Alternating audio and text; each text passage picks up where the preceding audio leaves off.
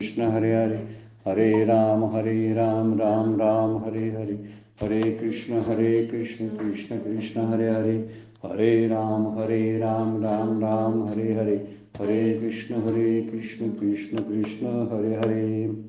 ब्रह्मानंदं परमसुखदं केवलं ज्ञानमूर्तिं द्वन्द्वातीतं गगनसदृशं तत्त्वमस्यादिलक्ष्यम् एकं नित्यं विमलम् अचलं सर्वधी साक्षिभूतं भावातीतं त्रिगुणरहितं सद्गुरुं तं नमामि सद्गुरु शान्तं सच्चिदानन्दविग्रहं पूर्णब्रह्मपरानन्दैशम् आनन्दीवल्लभं सद्गुरु सच्चिदानन्दं केवलं करुणाकरं ज्ञानयोगेश्वरं वन्दे ज्ञानदेवा पुनः पुनः. अलंकापुरी पुण्यभूमी पवित्र तिथे नांदतो ज्ञानराजा सुपात्र तया अथविता महापुण्यराशी. नमस्कार माझा सद्गुरु ज्ञानेश्वराशी.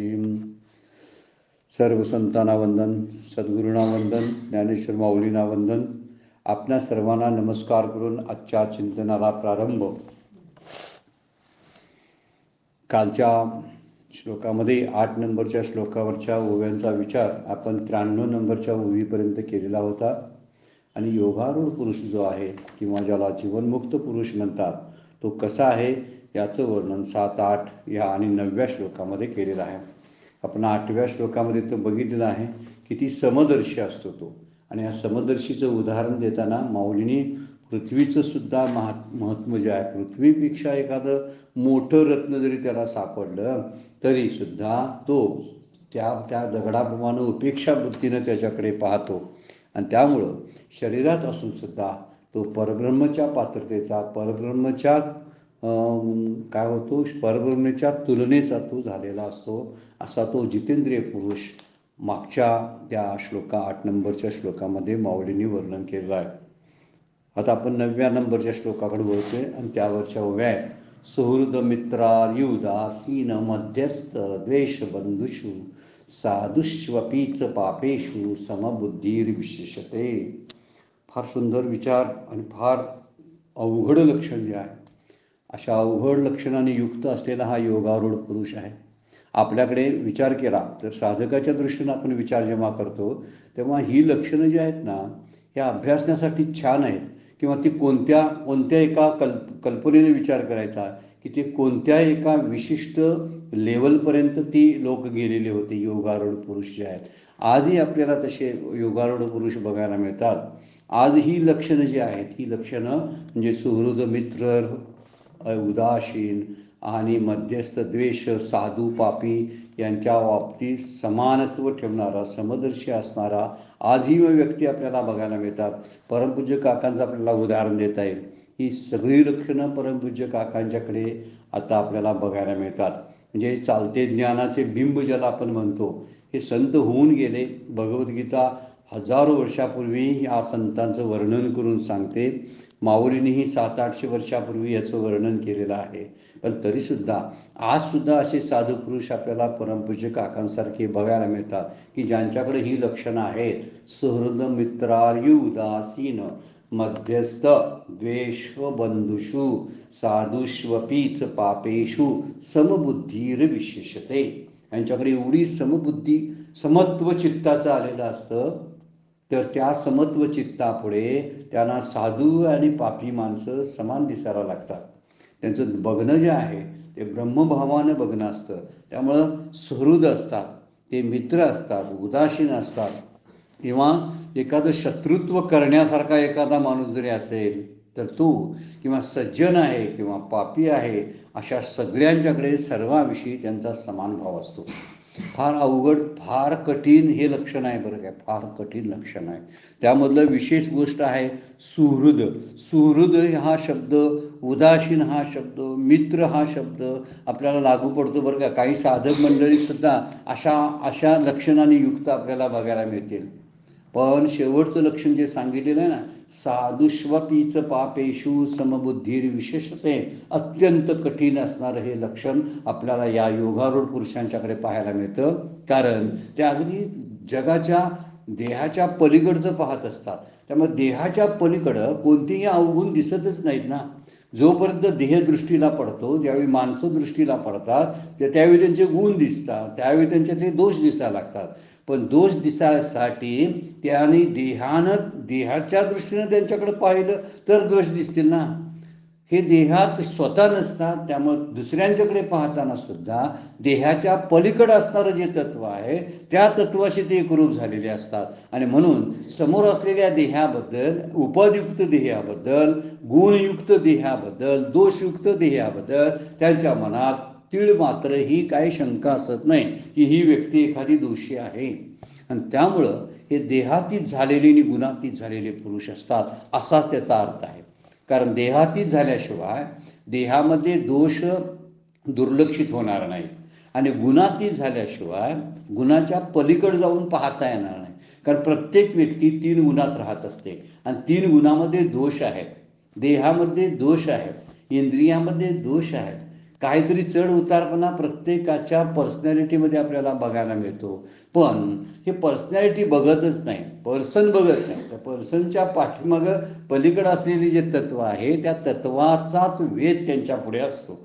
त्यामुळे युक्त झालेले असतात आत्मस्वरूपाशी, आणि आत्मस्वरूपामध्ये कुठल्याही प्रकारचा दोष नसल्यामुळं ते सगळे बघतात, ते आत्मा म्हणून पाहतात सगळ्या लोकांच्याकडे. म्हणूनच त्यांना साधू किंवा एखादा पापी पुरुष सुद्धा, साधू म्हणजे अगदी सगळ्या शास्त्रानुसार सज्जन गुणाला म्हणायचं, शास्त्रानुसार वर्तन करणारा, धर्मानुसार नीतीनुसार वागणारा. आणि पापी शब्द दुसरा वापरलेला आहे की तो पापी सुद्धा शब्द त्यासाठी की तो धर्मानुसार वागत नाही, शास्त्रानुसार आचरण करत नाही. आता वास्तविक त्याच्याबद्दलचा राग असायला पाहिजे होता, त्याच्याबद्दलचा मत्सर असायला पाहिजे होता, पण नाही. ह्यांच्यातनं शत्रुत्व बुद्धी गेलेली असते आणि मित्रत्व बुद्धीही गेलेली असते. कुणाला टाकत नाहीत आणि कुणाला घेत नाहीत, काही घ्यावं लागत नाही, काही टाकावं लागत नाही, अशी वृत्तीमध्ये हे जगत असल्यामुळं त्यांना जे वर्णन केले ना, तर सुहृद, मित्र, शत्रू, उदासीन, मध्यस्थ, द्वेष, बंधू, साधू आणि पापी यांच्याविषयी देखील समान बुद्धी ठेवणारा योगी हा सर्वापेक्षा श्रेष्ठ असतो. समबुद्धीर विशेषते, विशेषते शब्द जो वापरलाय ना तो सर्वांमध्ये विशेष असतो, श्रेष्ठ असतो, कारण हे गुण त्याच्याकडे राहत असतात. त्यामुळे सुहृद हा कोणत्याही कारणाशिवाय सर्वाचं हित इच्छिणारा जो असतो ना तो सुहृद.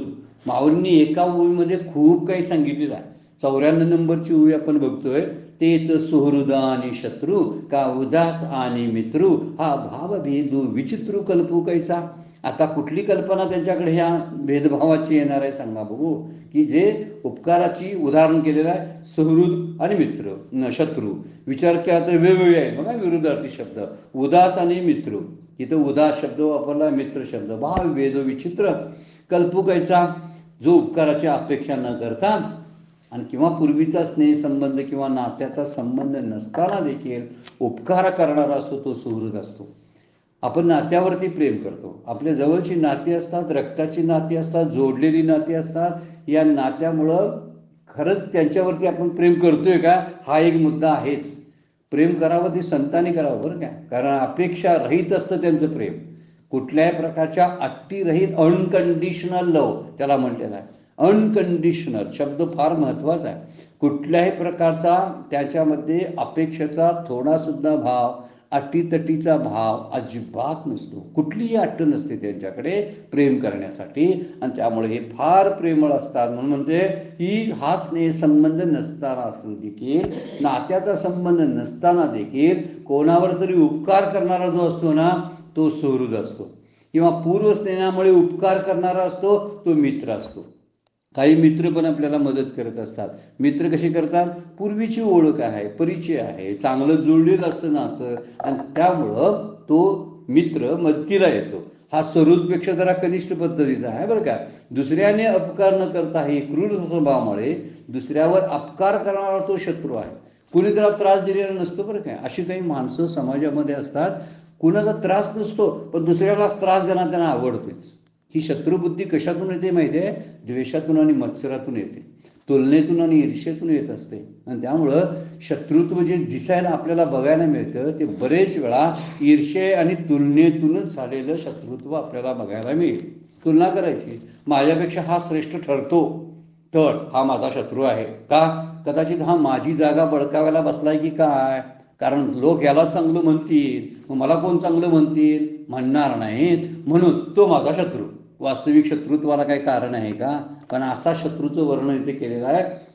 दुसरं एक म्हणलेलं आहे बघा, उदास म्हणलेलं आहे. म्हणजे एखादंच भांडण लागलं, शत्रू व परस्परामध्ये भांडण असल्या दोघांची उपेक्षा करणारा असतो ना, जाऊ दे, सोडून द्या, आपण त्याच्यात लक्षात नादाला न लागलेलं बरं.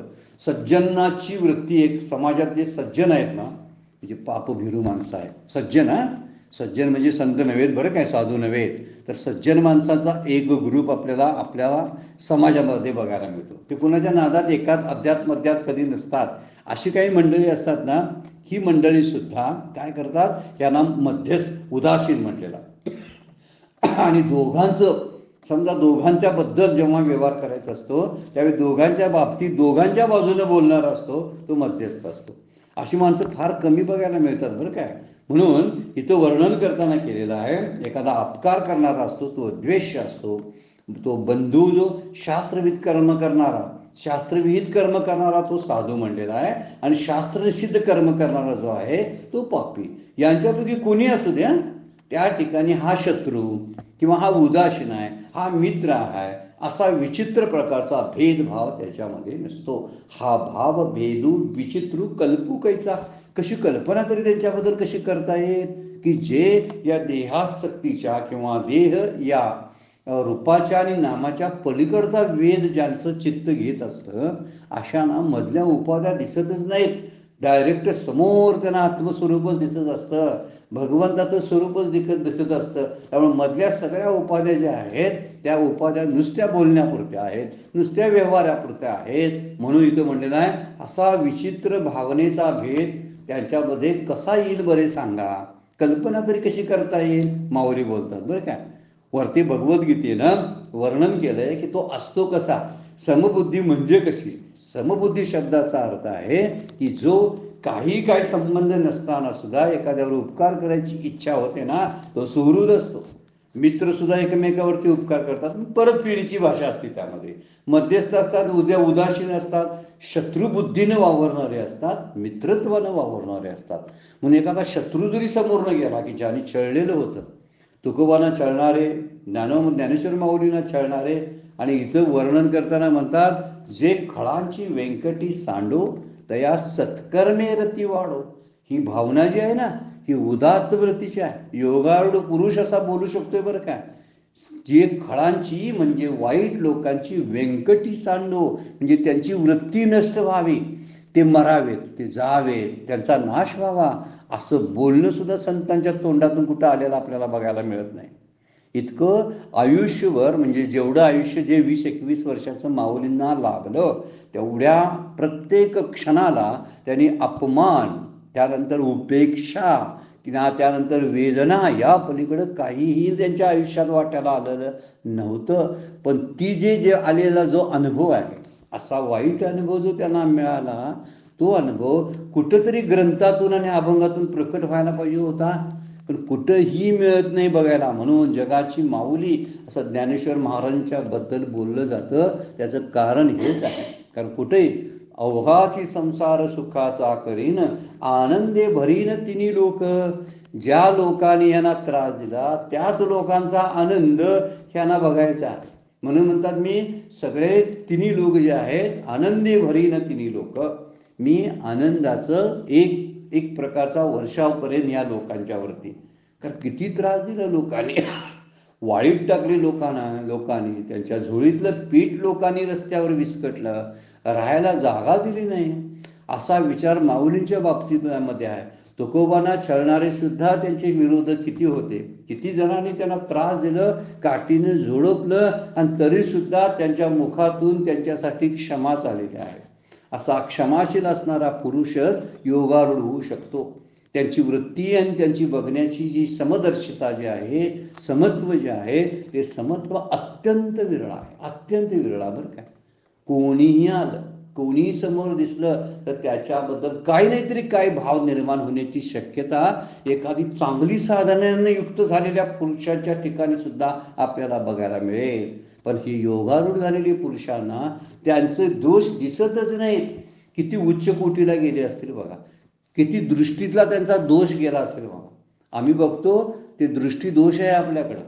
आपल्याला नंबर आहे डोळ्यांचा, आणि डोळ्यांचा नंबर शब्दाचा अर्थ आहे हात चष्म्याचा नंबर नव्हे बरं काय.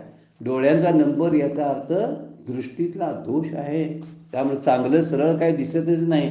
बघताना चुकाच बघितल्या जातात. बघताना सगळीकडे दोष कुठं आहे का बघितलं जात. हे सगळं ठीक आहे हो याचं, पण एवढं एवढं नको पाहिजे होतं. हे सगळं बरोबर आहे हो, पण जरासं नाक थोडंसं वाकडं आहे बरं काय.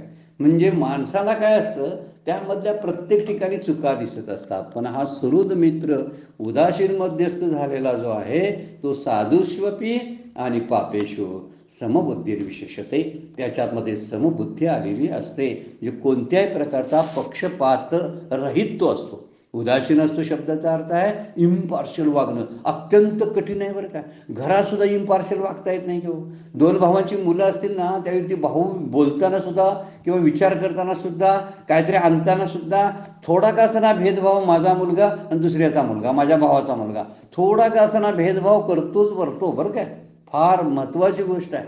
दोन मुलं जर घरामध्ये असतील तरी सुद्धा आई वडिलांना आवडणारा त्यातला एक मुलगा खूप आवडणारा, अधिक आवडणारा असू शकतो. आणि त्यामुळे त्याच्याकडे बघताना त्याचा दृष्टिकोन वेगळा त्या आई वडिलांचा असतो. आई वडिलांना सुद्धा जमत नाही त्यांच्या पोटी जन्म घेतलेल्या मुलांच्या बद्दल निपक्षपातीपणानं वागणं.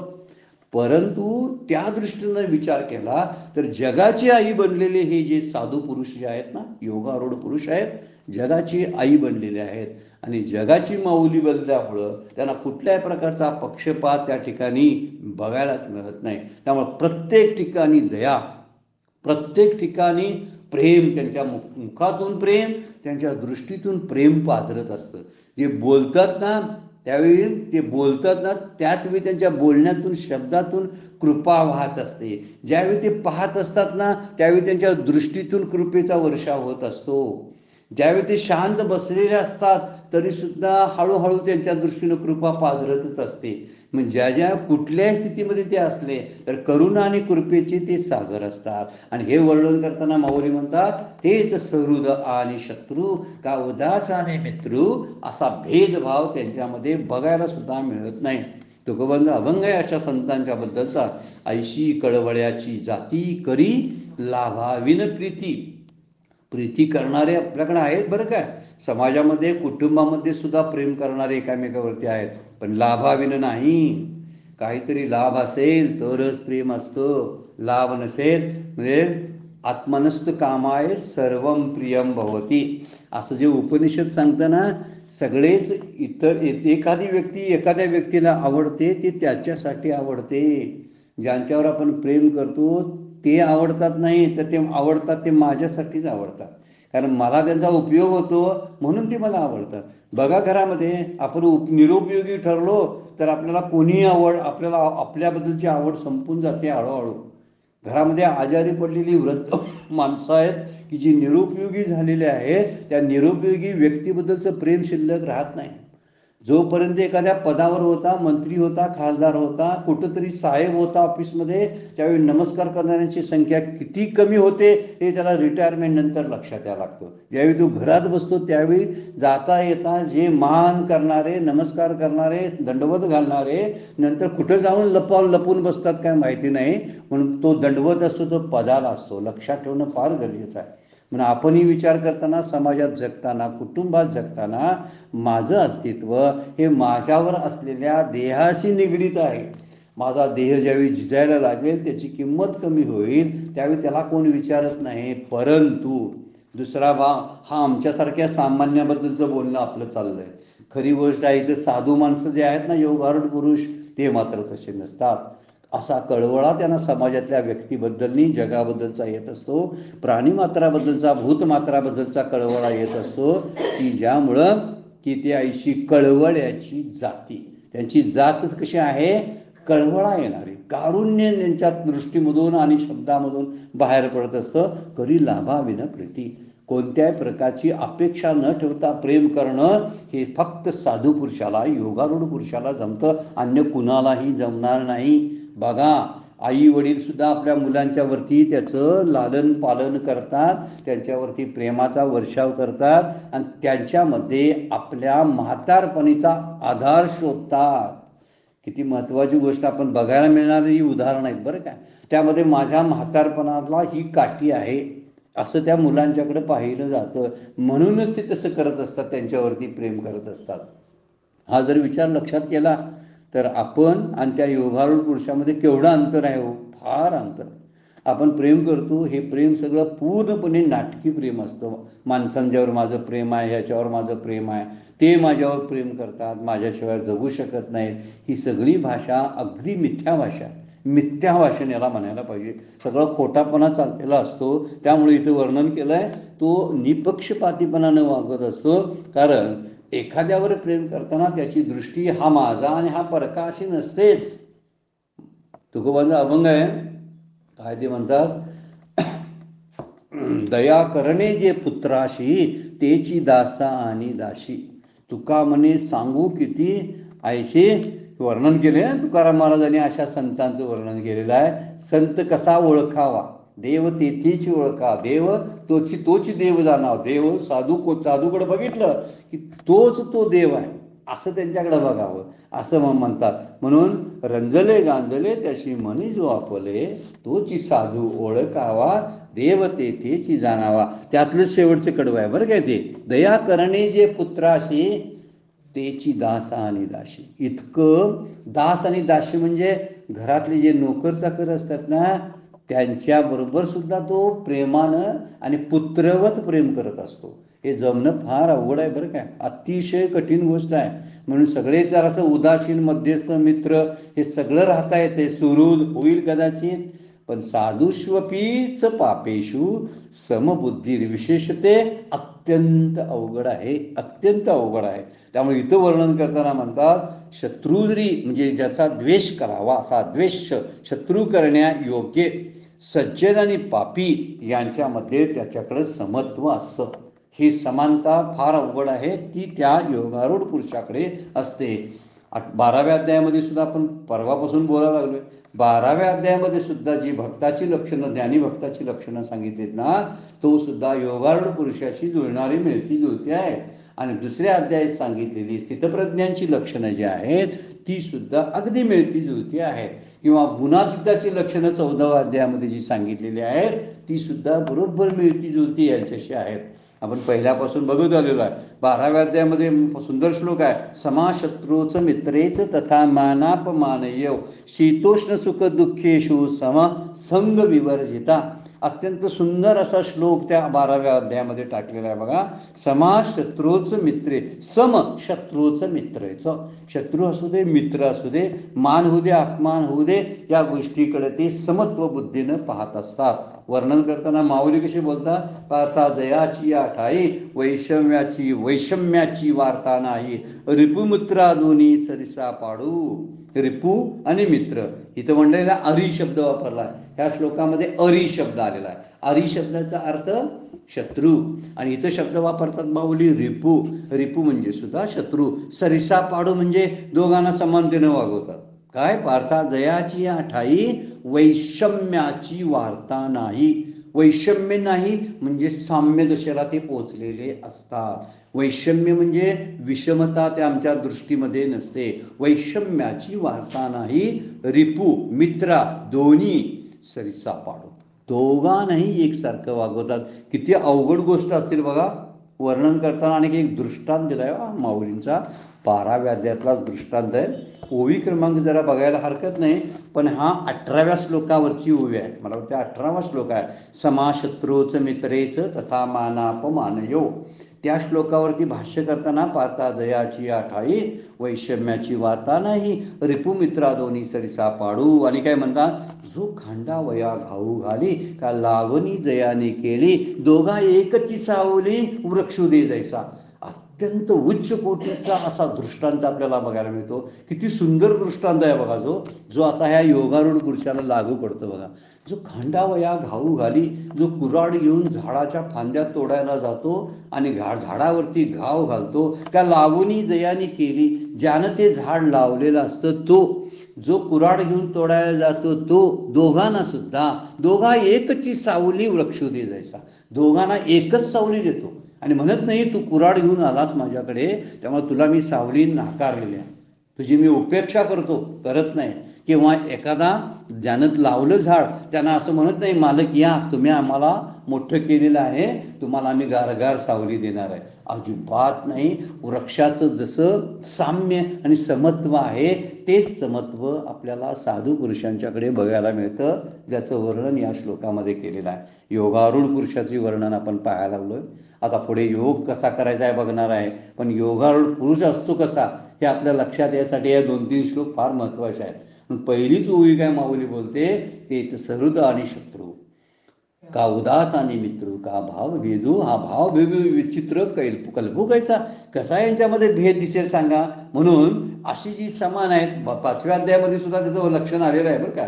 विद्या विनयन संपन्ने ब्राह्मणे गवी हस्तिनी, शुनीचैव शोपाकेच पंडिता समदर्शिना. एक पंडित कुणाला म्हणायचं, जे समदर्शी असतात त्यांना पंडित म्हटलेला आहे. आणि कुठे पंडित कसे असतात, विद्या विनयन संपन्न असलेला ब्राह्मण असू दे, गवी म्हणजे गाय असू दे, हस्तिनी म्हणजे हत्ती असू दे, शुनी चैव शिवपाके कुत्रा असू दे, आणि शिवपाके म्हणजे एखादा चांडाळ असू दे, दुष्ट मनुष्य असू दे, यांच्या ठिकाणी समदर्शिता त्याची असते. बघायला गेलं तर कुत्रे वेगळ्या प्रकारचा, चांडाळ वेगळ्या प्रकारचा. गायीकडे बघताना कदाचित त्याला चांगलं वाटेल. ब्राह्मण विद्याविनयी संपन्न असलेल्या ब्राह्मणाला नमस्कार करेल, पण विद्याविनयी संपन्न असलेल्या ब्राह्मणाला जसा नमस्कार करतो सज्जनाला, तसाच तो त्या शोपाके म्हणजे जो चांडाळ आहे त्यालाही तसाच वागवतो. त्याच्याकडे पाहताना तसा पाहतो, वागवतो म्हणजे कदाचित त्याच्यापासून दूर राहील तो, कारण तो चांडाळ आहे, कदाचित घात करू शकतो, पण त्याच्यापासून दूर राहील तो. हत्ती आहे, हत्तीच्या जवळ जाणार नाही, पण हत्तीकडे बघताना तेच आत्मतत्व त्याला लक्षात येईल. गायीला गोंजारेल, आता गाय तरी पवित्रच मानलेली आहे, गायी तरी दिसेलच दिसेल, पण कुत्र्यात दिसतो हे फार महत्वाचं आहे, हत्तीत दिसतो हे फार महत्वाचं आहे. एखाद्या ब्राह्मणाच्या ठिकाणी आत्मत्व प्रकट दिसतं, त्याच्यामध्ये देव दिसतो, कारण तो सात्विक वृत्तीचा असतो. पण चांडाळ काय, तमगुणाच्या खालचा कुठला गुण असेल तर त्या गुणात तो चांडाळ असतो. जो काय असतो, दिसायला मनुष्याकृतीत असतो, पण मात्र घात करण्यामध्ये तो सगळ्यात श्रेष्ठ असतो. अशांच्या दृष्टीने विचार केला तर या सगळ्यांच्याकडे पाहताना ते साम्य बुद्धीनं जवळजवळ चांगले आहेत, सगळेच चांगले आहेत म्हणून पाहत असतात. कदाचित मगाशी म्हटलं त्याप्रमाणे समवर्ती नसतील पण समदर्शी असतात. समवर्ती म्हणजे वर्तन करायला त्यांच्याबरोबर जाणार नाहीत कदाचित, कारण प्रत्येक प्राण्यांचं आणि एखाद्या मनुष्याची लक्षणं आणि त्यांच्यातले गुण वेगवेगळे असू शकतात. त्यामुळे गुण वेगवेगळे असल्यामुळं ते कदाचित हल्ले करू शकतील, नुकसान करू शकतील, अशी माणसं आहेत. पण बघताना हे सगळं ब्रह्मतत्व त्याच्यामध्ये नांदतं असं पाहतात. पण व्यवहार करताना कदाचित त्याच्या पद्धतीनं करतील. जसा व्यवहार कुत्र्याशी करायला पाहिजे तसा कुत्र्याशी व्यवहार करतील, गायीशी व्यवहार करायला पाहिजे तसा गायीशी करतील, ब्राह्मणाशी करायचा तसा ब्राह्मणाशी, चांडाळाशी करायचं तसा चांडाळाशी करतील. व्यवहार वेगवेगळा असेल पण पाहताना दृष्टी कशी आहे बघा. तो ब्रह्मभाव जो आहे, ब्रह्मदृष्टी त्यांना प्राप्त झाल्यामुळं ते पाहतानाच असं पाहतात की ते सगळे समान आहे. त्यामुळं गायीमध्ये एखादा परमेश्वर आहे, गायीमध्ये सगळे 33 कोटी देव म्हणे गायीच्या पोटामध्ये राहतात. अशा आपल्या हिंदू धर्माची एक चांगली एक दूरदृष्टी गायीच्या बाबतीमध्ये आहे की तिच्या पोटामध्ये 33 कोटी देव राहतात. ह्याच्या पाठीमागे विज्ञान पण आहे, पण विज्ञान असून सुद्धा महत्वाचे आहे बघा. जर त्या गायीकडे बघताना सुद्धा तेच आणि हत्तीकडे आणि कुत्र्याकडे बघताना सुद्धा तेच म्हटल्या विशेष गोष्ट आहे बघा. तिथे एखाद्या विद्या विनयन संपन्न असलेला शास्त्र पंडित ब्राह्मण आहे, त्या ब्राह्मणाकडे बघताना चांगली दृष्टी असेल हो, पण चांडाकडे बघताना दृष्टी तशीच कशी काय ठेवू शकतात ते? हा विषय समबुद्धीर विशेषत्रे हा विशेष आहे, त्यातला खरा विशेष. मग आपण विचार, राम में राम देखा तो क्या देखा, रावण में राम देखा तो जाने. फार सुंदर काव्य आहे बघा. रामातला राम पाहायला गेलं सोपं असते हो. एखादा माणूस सद्गुणी आहे आणि त्या सद्गुणी माणसाकडे सद्गुणी म्हणून पाहणं सोपं आहे ना. पण एखादा दुर्गुणी माणूस आहे, दुष्ट माणूस आहे, राक्षस प्रवृत्तीचा माणूस आहे, तरीही त्याच्याकडं तो सद्गुणी आहेच असंच म्हणून पाहणं किती कठीण आहे बघा. राम में राम देखा तू क्या देखा, रावण में राम देखा तो जाने. रावणातल्या दुष्ट प्रवृत्तीमध्ये रामासारखी सतप्रवृत्ती बघता येते का? याला समदर्शित्व म्हणतात. आणि हे समदर्शित्व त्यांच्यामध्ये आलेलं असतं. त्यामुळं ते मध्यस्थूपण काम करतात. ते शब्द आलेला आहे बघा, उदा शब्द वापरला, मध्यस्थू एक शब्द वापरलेला आहे. मध्यस्थू शब्दाचा अर्थ आहे सगळ्यांचं भलं व्हावं, दोन्ही गटांचं भलं व्हावं अशी मध्यस्थी करणारा जो असतो तो मध्यस्थी. 12व्या अध्यायामध्ये फार सुंदर उभे आले बघा. दक्षिण उत्तर मारुता, मेरू जैसा पंडू जैसा, तैसा सुख दुःख प्राप्ता मध्यस्थ जो. इथं मात्र वर्णन माऊलीने वेगळे केले बरं का. सुखदुःखाच्या बाबतीमध्ये ते कसे असतात, मध्यस्थ शब्द वापरलेला. सुखदुःख ज्यांना समान वाटतात ना त्यांना सगळं जगच समान वाटायला लागते ना. मुख्य गोष्ट तीच आहे. या अंतरंगातली उभी आहे बरं काय. बाहेर दाखवताना बाहेरच्या गोष्टी समान दिसतात, पण आतमध्यात असलेली द्वंद्व, मान आणि अपमान समान, दुःख आणि सुख आणि दुःख समान, चांगलं वाईट समान. हे कसं शक्य आहे सांगा. पण ते शक्य आहे कुणाला, योगारूढ पुरुषाला. दक्षिण उत्तर मारुता, मेरू जैसा पंडूसुता. मारुता म्हणजे वार, वारा जो असतो ना, दक्षिणेकडून आलेला, उत्तरेकडून आलेला सगळा वारा. तैसा दक्षिण उत्तर मारुता, मेरू जैसा पंडूसुता. आता मेरूसारख्या पर्वताला दक्षिणेकडून मोठं वारं येऊ दे, उत्तरेकडून येऊ दे, दोनांना तो समानच जगतो, असा मध्यस्थ असतो. पण हिथं मध्यस्थाची व्याख्या करताना तैसा सुखदुःख प्राप्ता मध्यस्थ जो, असं माऊली 12व्या अध्यायामध्ये म्हणतात. आणि ही गोष्ट फार कठीण आहे बरं का. सुखदुःखामध्ये समत्व वृत्ती ठेवणं कठीण आहे. दुसऱ्याकडे बघताना म्हणता येते मला ही समान दिसतात आणि समानतेनं मी मध्यस्थी करतो, पण माझी मध्यस्थी आतली खरी आहे. मला मान आणि अपमान, निंदा आणि स्तुती, हे तुल्य निंदा स्तुतीन मोनी संतुष्टो हे न चित्तो. शब्द कसा वापरलाय बघा, तुल्य निंदा स्तुती मोनी, जो निंदेते ने स्तुतीनच लागे. आणि आकाशानं लागे. काय वर्णन पुढे केलंय माऊलीनी, बघण्यासारखं आहे. ते 15वा श्लोक काहीतरी 12व्या अध्यायातला आहे. त्याच्यावरती ते सगळे श्लोक आहेत ना 12व्या अध्यायात, ते योगारूढ पुरुषाचं, जीवनमुक्त पुरुषाचं, ज्ञानी भक्ताचं वर्णन करणारे आहेत, बघण्यासारखे आहे. त्यामुळे पापाचरण करणाराचं हित व्हावं यासाठी तो सहाय्य करतो. एखादा पापाचरणी आहे पण पाप कुणी केलं नाही अशी त्यांच्याकडे वृत्ती असते. पापाशिवाय जन्मच नाही. जन्म घेणे लागे वासनेच्या संगे, हा संतांची उक्तीच आहे. जन्म घ्यावा लागतो तो मुळात वासनेतून, मुळात पापातूनच घ्यावा लागतो. मग जगातले सगळे यत्त चावत जे प्राणी आहेत जन्माला जेवढे म्हणून आले ते पापातूनच जन्माला आलेले आहेत. मग मी तेवढा निष्पाप आहे आणि समोरचे तेवढे पापी आहेत असं संबंधून त्यांच्यावर शिक्का मारून आणि त्यांना कमी लेखण्यासारखं वृत्ती जी आहे आम्हासारखी सामान्य लोकांची, ती वृत्ती त्या असणाऱ्या साधू पुरुषाची नसते. त्यामुळे पापाचरण करण्याचं सुद्धा हित व्हावं. काही जण करतील काय, हा पापी आहे त्याच्या नादाला लागायला नको, पण तसे करत नाही. तसे हे त्याचं हित व्हावं यासाठी प्रयत्न करत असतात. काय केलंय, रावणाला सुद्धा आणि कंसाला सुद्धा, शिशुपाल दिकांना सुद्धा, अशा राक्षसांना सुद्धा मुक्ती दिली. हे कशाचं देवतं काय सांगा बघू. किती मोठी गोष्ट आहे बघा. म्हणजे केवढं समानता त्यांच्या जगण्यामध्ये आणि बोलण्यामध्ये वागण्यामध्ये असते.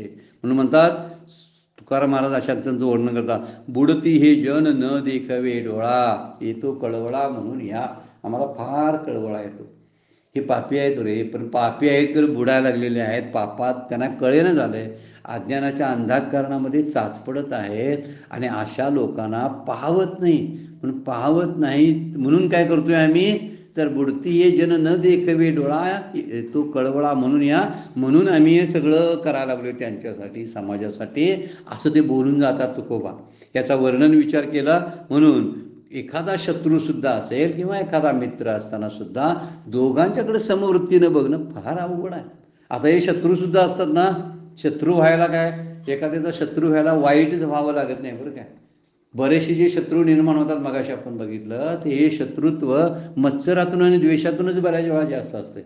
आपल्यापेक्षा एखादी वरचढ व्यक्ती, आपल्यापेक्षा एखादी श्रीमंत व्यक्ती, आपल्यापेक्षा एखादी गुणी किंवा अभ्यासू व्यक्ती जर असेल तर त्यांच्याबद्दल बघताना ही काही मंडळी समाजातली आहेत ना, त्यांना कमी लेखतात आणि त्यांना उगीच शत्रू समजायला लागतात. त्यांना माहीत पण नसतं हे आपल्याला शत्रू मानतात. अशी काही मंडळी. पण यांच्या बाबतीमध्ये म्हणलेलं आहे वर्णन करताना, आपल्याला कोणाचं जरी बरं पाहत नाही म्हणून शत्रुत्व घेणारे खूप आहे. पण साधू पुरुष जे असतात हे सज्ज मंडळी जे आहेत यांनी संत साधू आणि पापाचरण करणारे दोघांच्याबद्दल समानता त्यांच्यामध्ये असते. कुठल्याही प्रकारचा भेद नसतो. त्यामुळं शत्रू व पातकी यांच्यामध्ये वर्तन वेगवेगळं आपल्याला बघायला त्यांचं मिळत नाही. भगवान श्रीकृष्णाच्या आयुष्यातलं आपण त्यांचं चरित्र पाहिलं तर लक्षात यायला लागेल. भीमानं गदायुद्धामध्ये नियम तोडून दुर्योधनाला ची मांडी फोडली. गदायुद्धाचा प्रसंग महाभारतामध्ये येऊन गेलेला आहे. का त्याच्या मांडीच फक्त कमकुवत होती आणि त्या मांडीकडं जे बघायचं होतं ना, गांधारींना डोळे सोडून बघायचं होतं, त्यानं मांड्या झाकून घेतल्या होत्या आणि त्यामुळे मांडीकडं गांधारीची दृष्टी गेली नाही आणि म्हणून त्याची मांडी कमकुवत राहिली. उरलेलं सगळं शरीर वज्रासारखं कठीण होतं पण मांडी कमकुवत होती. भगवान श्रीकृष्णांना माहिती आहे. म्हणूनच भगवान श्रीकृष्णाने अर्जुनाला भीमाला सांगताना सांगितलं मांडीवरती प्रहार कर. आणि मांडीवरती प्रहार केल्यानंतर मांडी फोडली. त्यावेळी त्याची प्रशंसा केली भगवान श्रीकृष्णाने. वास्तविक नियम सोडून धर्म सोडून केलं होतं ना, वास्तविक प्रशंसा करायला नको पाहिजे होती. पण हीच गोष्ट दुसरी बघा त्यांच्याबाबत. जेव्हा दुर्योधन खाली धारातीर्थ होऊन पडला आणि मृत्यू त्याचा आता मृत्यू समय आलेला होता, अशा वेळी भीमानं रागानं त्या पडलेल्या दुर्योधनाच्या प्रेताला लाथ मारली. त्यावेळी त्याला काय केलं, त्यांनी लाथ मारल्याबरोबर हे तुझं करणं अयोग्य आहे असं लगेच भगवान श्रीकृष्ण बोलले. किती समानता आहे बघा. ज्यावेळी मारलं ते तुझं बरोबर होतं, पण तू लाथ मारलीस हे तुझं चुकलेलं आहे. म्हणजे चूक आणि बरोबर या दोन्ही गोष्टी. रावणाचा जेव्हा वध केला त्यावेळी विभीषणाला सक्त सूचना दिलेल्या होत्या प्रभू रामचंद्राने की याचं विधीपूर्वक याचा अंत्यविधी पूर्ण केला पाहिजे. शेवटचा विधी जो आहे ना त्याचा तो अंतविधी व्यवस्थित आणि जो अग्नी देण्याचं काम जे आहे ते रामाने काय केलेलं, व्यवस्थित संपन्न केलेलं होतं. यावरून लक्षात येतं की तो माझा शत्रू आहे. रावण मोठा शत्रू होता, त्यानं माझ्या बायकोला पलायन केलेलं होतं. अशी मनात काही कळवळ नव्हती. छत्रपतींनी अफजलखानाचा वध झाला ना, छत्रपती शिवाजी महाराजांनी अफजलखानाच्या वधानंतर सुद्धा त्याच्या देहाची विटंबना होऊ नये म्हणून विधिवत त्याचा अंत्यविधी केला. काय विचित्र गोष्ट लोकांची आहे वगैरे. छत्रपती शिवाजी महाराजांचं चरित्र पाहायला लागलं की बरेचशी साधू पुरुषाची लक्षणं छत्रपतींच्या अंगी वास करत होती. याची आपल्याला लगेच ओळख यायला लागेल. अजून ओळखाय नाही बरं काय, महाराष्ट्रीयन लोकांनी सुद्धा छत्रपतींना पुरेसं ओळखलेलं नाही. ते स्वराज्य स्थापलं, त्यांनी व्यवस्थित सगळं राखलं, अन्यायाच्या विरोधात उभा राहिले, सगळ्या गोष्टी बरोबर आहेत. पण त्यांच्यातलं साधुत्व आहे ना, तो एक चिंतनाचा आणि संशोधनाचा विषय त्यांच्या चरित्रातला ठरू शकतो. छत्रपतींनी अफजलखानाच्या वधानंतर ती जे मुंडकं होतं तोडलं, त्याचं सुद्धा काहीतरी होऊ नये, त्याची निर्वचना होऊ नये म्हणून खूप काळजीपूर्वक त्यांना विधी व्यवस्थित दिला. विचार केला तर हे कुठलं एवढं त्यांच्याकडे एकीपणा आणि समत्व येते काय माहीत नाही. भीष्माला त्यांनी मारवलं आणि कर्णाला सुद्धा मारवलं. वध केलं ना भीष्मालाही मारवून घेतलं आणि कर्णालाही मारवलं. दोघे आता विचित्र वेगवेगळ्या प्रकारची होती पण दोघांनाही मारलेला आहे. अभिमन्यूचा मृत्यू पाहिला भगवान श्रीकृष्णाने आणि घटोत्कचाही मृत्यू पाहिला. घटोत्कचा भीमाचा पुत्र, अभिमन्यू हा अर्जुनाचा पुत्र. दोघांनाही मारताना पाहिले पण त्याच्यामध्ये काही समत्व, त्यामध्ये बघताना समत्व. द्रौपदीची इतकी मुलं मारली अश्वत्थामानं की त्या झोपलेल्या मुलांच्या वरतीच ते अस्त्र सोडलेलं आहे. आणि इतकी मुलं तिची जी द्रौपदीची होती ती झोपेतच मारून टाकली. त्यावेळी सुद्धा काही बोलले नाही. पण परीक्षितीचा ज्यावेळी उत्तरेच्या गर्भावरती जेव्हा हल्ला झाला आणि परीक्षितीचा मृत्यू होऊ शकतो हे जेव्हा कळलं, त्यावेळी परीक्षितीला वाचवण्याचा मात्र काम केलं. कसं आपल्याला वाटतंय हे थोडेसे कसे असे विषमतेने आणि पक्षपातीपणाने वागतात का काय. नाही पक्षपात त्यांच्या वागण्यामध्ये. जर अभ्यास केला तर आपल्याला लक्षात यायला लागतं फार वेगळं वर्तन त्यांचं आपल्याला बघायला मिळतं. हे साधू पुरुषाकडलं लक्षण आहे. त्यामुळे साधू पुरुष जे असतात ते सुहृद असतात. शत्रू आणि मित्र यांच्यामध्ये भेद करत नाहीत. कोणत्याही प्रकारचा भेद पापी आचरण करणारा आणि एखादा साधू पुरुष आहे, संत आहे, त्या संतांना म्हणजे एखादा शास्त्र निषिद्ध शास्त्रानं जे निषिद्ध कर्म सांगितलेलं आहे तो कर्म करणारा आणि शास्त्रविहित कर्म करणारा सज्जन दोघंही त्यांच्यासाठी समान असतात. फार अवघड गोष्ट आहे बरं काय. आणि ज्यावेळी आपल्याकडे यातलं काहीतरी यायला लागेल ना त्यावेळी आपल्याकडं खरंच त्या साधू पुरुषांची आणि जीवनमुक्तांची लक्षणं आली म्हणायला हरकत नाही. 94 नंबरच्या ओळीनंतर 95 नंबर, तया बंधू कोण काय याचा, कोण आता कुणाचा बंधू, द्वेषिया कोण ते यांचा, कुणाचा द्वेष करायचा, मीची विश्व ऐसा जयाचा बोध झाला. मीच जग आहे, जग मीच आहे, मग मी दोष कुणाचा करू. त्यांच्या पुढे आतमध्ये जगाचा अंतर्भाव झालेला असतो. तुका म्हणे जे जे भेटे ते ते वाटे मी ऐशी. जी जी माणसं मला भेटतात ना ती ती मला मीच आहे असं मला वाटायला लागते. तुकाराम महाराज बोलतात. माऊली काय बोलतात, मीची विश्व ऐसा जयाचा बोध झाला. त्यांचा बोध कसा असतो बघा, मीच विश्व आहे असं ज्याला व्यापक ज्ञान झालेलं आहे त्याला कोण कुणाचा बंधू आणि त्याचा द्वेष तरी कोण करणार आणि त्याचा द्वेष तरी करायला कोण आहे शिल्लक. कारण द्वेष करायला जागा दुसरा तरी पाहिजे ना. त्यामुळे सर्व विश्व आणि विश्वातील चराचर जे आहे तो आपण झालेला असतो. त्याला भाऊ कोण असणार आहे सांगा. हा माझा भाऊ आणि हा माझा परका असं कुणाला म्हणणार. हा असणार आहे कोण आहे माझा भाऊ आणि हा वैरी म्हणून तो कुणाचा द्वेष करेल, कुणाचा द्वेष करणार नाही. त्यामुळे भाऊ किंवा वैरी संबोधण्यासाठी आपल्यापेक्षा परक कोणतरी असायला पाहिजे ना. त्यांना परक वाटतच नाही ना. सगळे आपलेच आहे. तुका म्हणे एका देहाचे अवयव. काय सुंदर वर्णन केले बघा. वैष्णवांचा धर्म ह्या अभंगामध्ये ते म्हणतात की तुका म्हणे एका देहाचे अवयव. सगळे जीव जे आहेत ना ते एकाच देहाचे अवयव आहेत. मग एकाच देहाचे अवयव म्हणजे आपण आपल्या हातावरती कधी आपणच वार करतोय का? कधी नाही. आपणच आपल्या जिभेचा, आपण आपल्या डोळ्यांचा कधी द्वेष तरी करतोय का? नाही करत. का? माझ्या शरीराचे अवयव आहेत ना. मग कसा द्वेष करेल. तसं संतांना सगळ्या जगातली माणसं ही एकाच देहाचे अवयव आहेत असा भास झालेला असतो. त्यामुळं वर्णन करताना 12व्या अध्यायामध्ये श्लोक आहे बघा, द्वेष्टा सर्वभूताना मैत्र करुणा हे वचो. सगळ्या भूतमात्राशी त्यांची मैत्री असते. सर्व भूतांच्या ठाई द्वेषाते नेणे काही आपपर नाही चैतन्य जैसे. माऊली 12व्या अध्यायात बोलतात बघा. कसा असतो तो बघा, सर्व भूतांच्या ठाई द्वेषाते नेणे काही. कारण द्वेष करायला दोन गोष्टी असाव्या लागतात, दोन वस्तू, दोन व्यक्ती काहीतरी असाव्या लागतात. पण इथं काहीच नसतं ना. त्यामुळं द्वेषाते नेणे काही आपपर नाही चैतन्य जैसे. जसे चैतन्याला, आत्मतत्वाला आपला आणि परका असा भेद नसतो तसा तो असतो. चैतन्याचा दृष्टांत दिलाय बघा त्या व्यक्तीला. म्हणून आपणची विश्व झाला तरी भेदभाव सहजच गेला. म्हणून द्वेषी ठरला जया पुरुषा. द्वेष बाजूलाच राहिला. कारण आपणची विश्व झाला, आपणच जग झाला. मग भेदभाव कोणा कसा राहील सांगा बघू. त्याला जग दुसरं कुठं व्यक्ती कोण दिसेल का? हा एक वेगळा जीव, हा एक वेगळा जीव असं काही वाटणार नाही. म्हणून आपणची विश्व झाला तरी भेदभाव सहजचे गेला. म्हणून द्वेषू ठेला जया पुरुषा. कुणाचा द्वेष करायचा कोण जागा नसतं. मग तयाची या दृष्टी अधोत्तमासे किरीटी. काय परिसाची या कसवटी वाणिजे किजे. 96 नंबरची उभी आहे. पण आता वेळ संपलेल्या आपल्याला थांबावं लागते. आज आपण 94 आणि 95 नंबरची ओवीचा विचार 6व्या अध्यायातल्या 9व्या श्लोकावरती करायला लागलेला आहे.